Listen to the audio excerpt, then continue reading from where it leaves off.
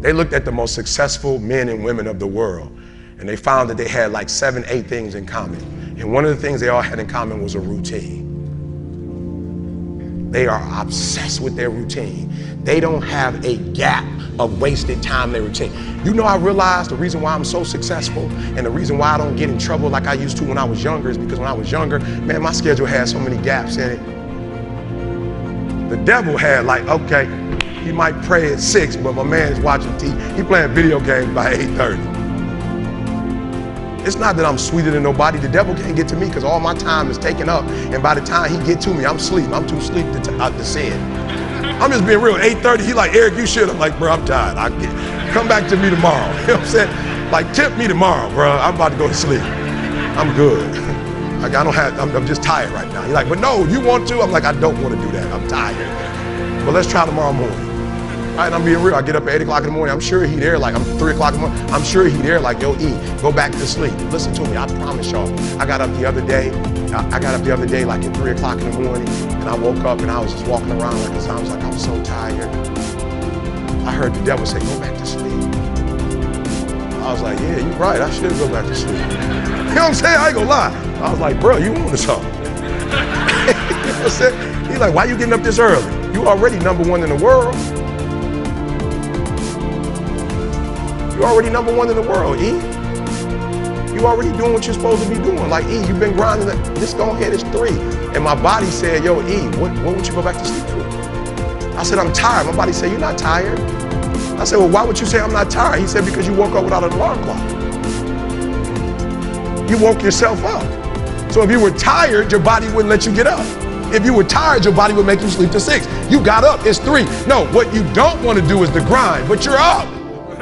So do me a favor, Eric, you don't even have to do anything. You don't even have to work. You've been getting up at 3 so early in the morning, don't even worry about it. Just put your shoes on, and when you get on the treadmill, it's just gonna do it for you because you've been doing it every day for 3 o'clock in the morning. For real.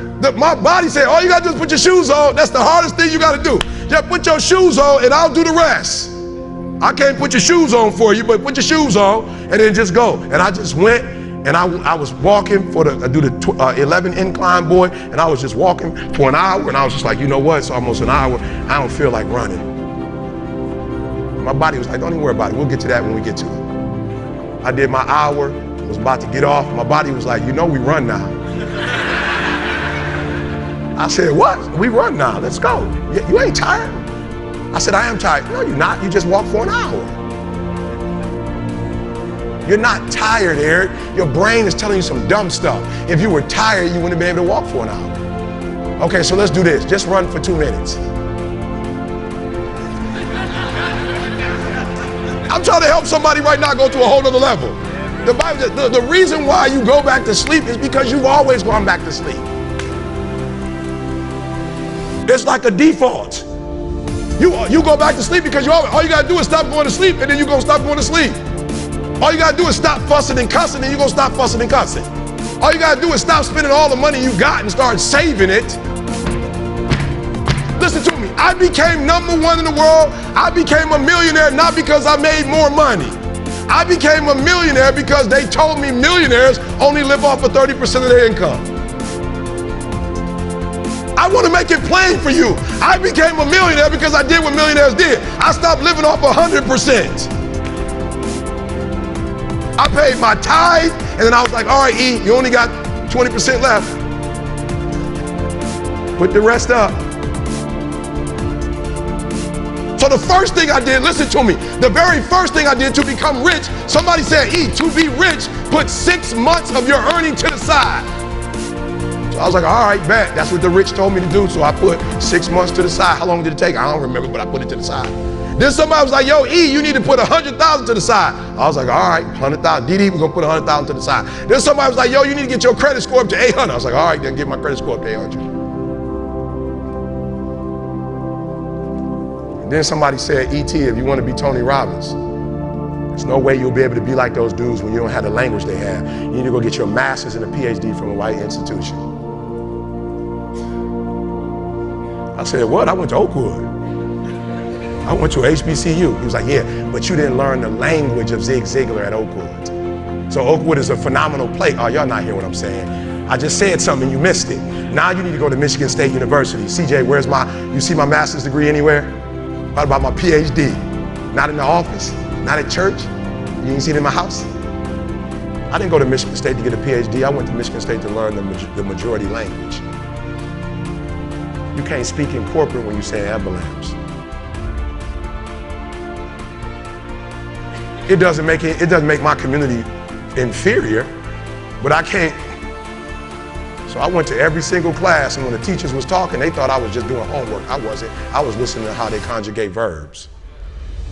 I was listening to how they tell stories. I was like, ooh. I peeped it out, y'all. They way more linear. You ever been to a black church before? The pastor, he all over the place. My man told 6 stories. He didn't close none of them. My man had told 6 stories. I promise you. I don't know what he's, you know what I'm saying? But in the hood, you just gotta, you know what, you finish it for him. He was like, this is what he was gonna say. But he never said it though. My man started 6 stories. He ain't finished none story. So then I realized when you do corporate, it's A, B, C, D, E, F. It's 1, 2, 3, 4, 5. It's topic, body. It's topic, support, conclusion. I didn't go to school. I'm not no kid. I don't need nobody 4.0. I don't need to be affirmed. I don't need your paper on my wall. I need your language though if I'm gonna compete. I need your rules if I'm gonna compete. I need your codes if I'm gonna compete. The problem with most of you is you don't have a 1% language. You got a poverty language. No, I want to help you real quick.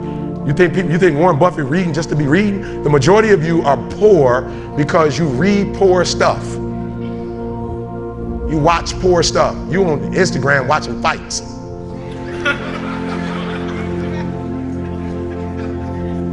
Bro, you just scrolling through like you ain't got a life.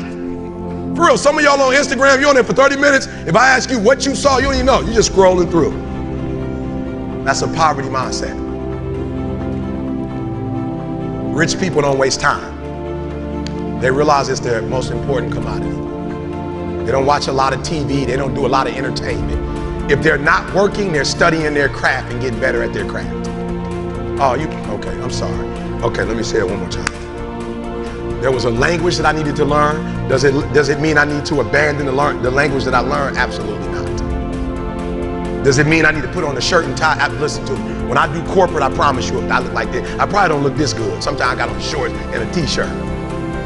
In corporate, why? Because I don't need to necessarily conform. They're not asking me to come to dress up.